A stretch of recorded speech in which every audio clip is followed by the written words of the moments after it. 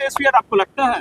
भैया आप तो सीएम मटेरियल हैं कि नहीं तो जनता तय करेगी। हम तो 6 महीने से ये कह रहे हैं कि महागठबंधन की बिहार में सरकार है और सबसे बड़ा दल उसमें आरजेडी है। नीतीश कुमार भी उन्होंने कहा कि तेजस्वी यादव ही के नेतृत्व में अगला चुनाव लड़ेंगे। तो मेरा सुझाव ये है कि तेजस्वी जी को तुरंत यहाँ मुख्यमंत्री बनाया जाना चाहिए महागठबंधन की ओर से, ताकि वो अपना कौशल, अपनी बुद्धि, अपनी क्षमता को दिखाएं और बिहार का भला हो, बिहार का विकास हो और 3 वर्ष में जनता को भी अवसर मिले ताकि वो देख सके कि तेजस्वी यादव जी कितना अच्छा सरकार चलाते हैं। लोकसभा की बिहार में 40। देखिए मैं इस तरह के आकलनों से बचता हूँ, मैं इस तरह की भविष्यवाणी नहीं करता हूँ, लेकिन जीवन में आपने देखा होगा मैं उनमें से नहीं हूँ जो रोज कहता है कौन सीट कितना जीतेगा। मैंने जीवन में एक बार पश्चिम बंगाल को लेकर कहा कि भाजपा को यहाँ 100 सीट नहीं आएगा और वहाँ भाजपा को आया 77, जबकि पूरे देश में लोग कह रहे थे कि भाजपा को 200 सीट आएगा।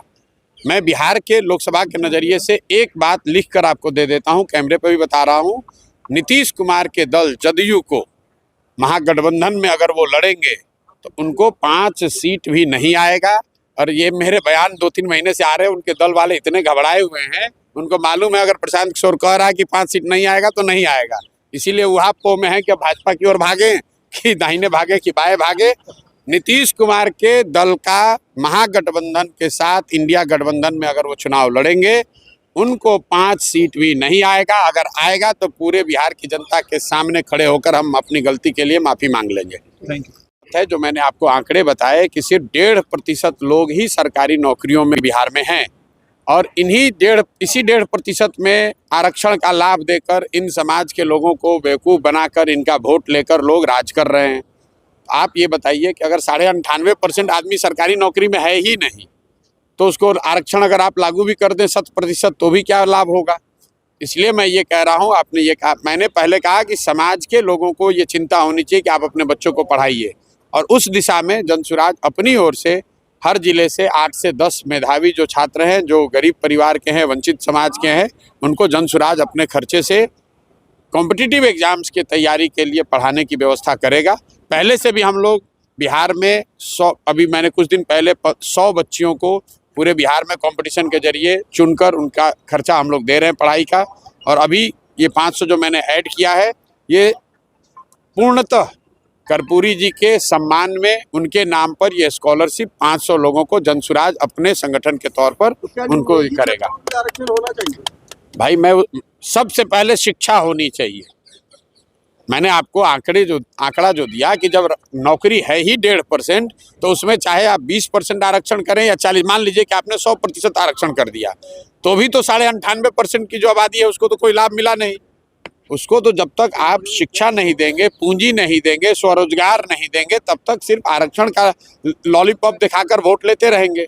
अभी यहाँ जो जातीय सर्वे आया उस सर्वे में क्या बताया गया कि जो समाज के वंचित समाज हैं, पिछड़े वर्ग हैं, वो उनकी स्थिति वही है जो 30 वर्ष पहले थी। तो आप मुझे ये बताइए कि 30 वर्ष से सत्ता और संसाधन पर किसका अधिकार है? 2 लोगों का अधिकार है, लालू जी का और नीतीश जी का। इन लोगों को पता नहीं कौन होशियार आदमी सुझाव दे रहा है। ये तो ऐसे हो गया कि कीचड़ जमीन पे उसको उठा के इन्होंने अपने मुंह पे लगा दिया। खुद ही स्वीकार कर लिया कि हमने 30 वर्ष में तुम्हें मूर्ख बनाया, तुम्हारे वोट का इस्तेमाल किया, तुम्हारे बच्चों का इस्तेमाल किया, तुम्हारे लिए हमने किया कुछ नहीं है। आप बताइए कि आज सरकार है, कौन रोक रहा है महागठबंधन सरकार को, नीतीश को, लालू को कि भाई जो अति पिछड़ा समाज के लोग हैं, जो मुस्लिम समाज के लोग हैं, उनको उप मुख्यमंत्री बनाइए, उनको पथ निर्माण मंत्री बनाइए, उनको शिक्षा मंत्री बनाइए, उनको स्वास्थ्य मंत्री बनाइए। तो सारे मंत्रालय, सारे विभाग नीतीश कुमार और तेजस्वी यादव लेके बैठे हैं और कह रहे हैं कि हम अति पिछड़ों का कल्याण करेंगे। आखिरी सवाल, पॉलिटिकल सिनेरियो किस तरीके से देखते हैं? बिहार के प्रेजेंट पॉलिटिकल सिनेरियो को किस तरीके से देख रहे हैं? नीतीश कुमार क्या कर सकते हैं, किस चीज पर? अभी क्या लग रहा है फिर से वो वापस पलटी मार सकते हैं? भाई नीतीश कुमार अब अपना कैरियर नहीं बचा सकते हैं, पहली बात। दूसरी बात, वो कहाँ रहेंगे उसका कोई महत्व नहीं है, क्योंकि नीतीश कुमार के राजनीतिक कैरियर का अब ये अंतिम दौर चल रहा है। जितना हाथ पांव मारना है मार लें, महागठबंधन में रहें, एनडीए में रहें। नीतीश कुमार की जो अभी हालात है, वो जिसके साथ भी जाएंगे, जो दल भी उनको साथ मिलेगा, वो नीतीश कुमार तो डूबेंगे ही डूबेंगे, उसको भी डुबा देंगे। बीजेपी काफी सॉफ्ट हो गई है, अमित शाह का भी एक मामला है। बीजेपी जो चाहे सो करे, बीजेपी को कौन पूछता है? अरे भाई बीजेपी को दम है तो नीतीश कुमार के चेहरा बना के चुनाव लड़ के दिखा दे। बीजेपी वालों को अगर दम है तो घोषणा करें कि अगला मुख्यमंत्री नीतीश कुमार होंगे और चुनाव लड़के देख ले, कटिया खड़ी हो जाएगी। आपने ममता जी के भी साथ कंटेस्ट करेंगे तो इंडिया ब्लॉक में आप सीट शेयरिंग किस तरीके से देखेंगे? भाई ये मेरा विषय नहीं है, मैंने सिर्फ ममता बनर्जी के साथ नहीं काम किया है। इंडिया ब्लॉक में जितने मुख्यमंत्री बैठते हैं, चाहे वो केजरीवाल हैं, स्टालिन हैं, उद्धव ठाकरे हैं, दीदी हैं, सबके साथ मैंने काम किया है। लेकिन ये काम मैं पहले करता था, अब तो मैं काम करता नहीं हूँ। मेरा उन बातों से कोई लेना देना नहीं है। बिहार के संदर्भ से जो आप पूछिएगा, मैं पिछले 2 साल से बिहार में हूँ, बिहार के गांव में हूँ, घर घर जा रहा हूँ और मेरा नज़रिया सिर्फ बिहार को लेकर है, बिहार की जनता को लेकर है, बिहार की स्थिति कैसे सुधरे उसको लेकर है। इंडिया क्या करता है, कौन बनता है, कौन हारता है, जीतता है, इससे मेरा कोई लेना देना नहीं। 500 बच्चों को पढ़ाने 5 सीट में कंटेस्ट करने का ऐलान किया कि 25 में 75 उम्मीदवार जो है इन लोगों में से रहेंगे, क्या तैयारी है और क्या कहेंगे? नहीं, जन स्वराज की जो परिकल्पना है उसमें किसी वर्ग विशेष या जाति विशेष की बात ही नहीं है। उसकी परिकल्पना में ही है कि समाज में जिस वर्ग की जितनी आबादी है उन सारे लोगों को साथ में लेकर दल बनाया जाए।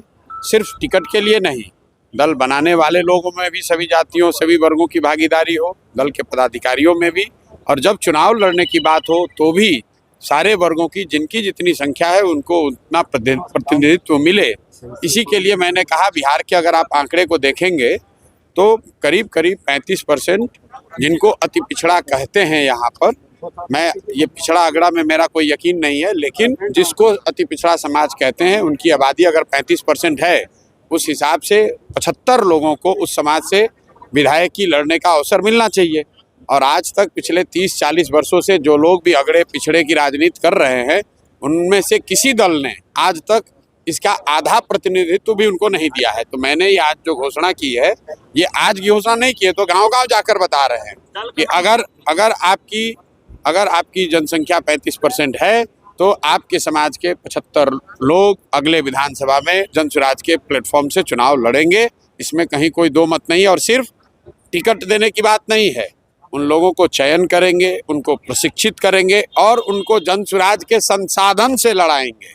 ऐसा नहीं है कि उस समाज के बड़े लोगों को लड़ाएंगे।